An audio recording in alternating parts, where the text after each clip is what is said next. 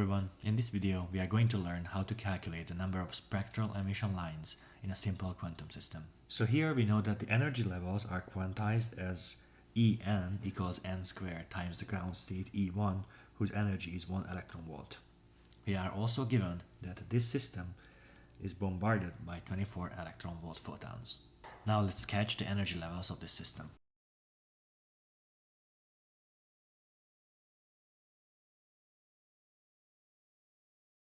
It is very important to appreciate at this step that the system is in the ground state.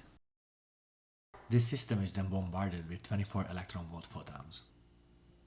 We can immediately notice that the energy of the photon is exactly equal to the energy gap between the n equal 1 and the n equal 5 states, which means that this particle, the electron at the ground state, can be excited to the n equal 5 state.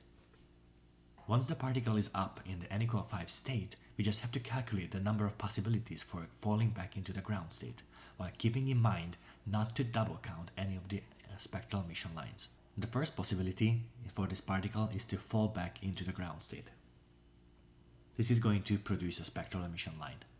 Another possibility is to fall directly back into the n equal 2 state, which will also produce a spectral emission line. After falling back into the n equal 2 state, then it will fall back into the n equal 1 from the n equal 2, which then again produces another spectral emission line. This will be the third line that the particle can produce, depending on how it falls back to the ground state. Yet another possibility is if the particle, the excited particle from the n equal 5 state, falls into the n equal 3 state. This is the fourth spectral emission line.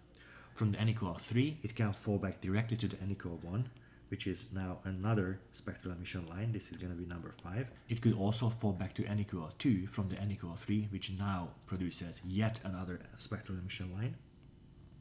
And then from the n equal 2, it can fall back again to the n equal 1, but this spectral emission line has been already counted. And the final option is when the particle falls back from the n equal 5 to the n equal 4 state. This gives yet another emission line. This is our 7th emission line in the spectrum.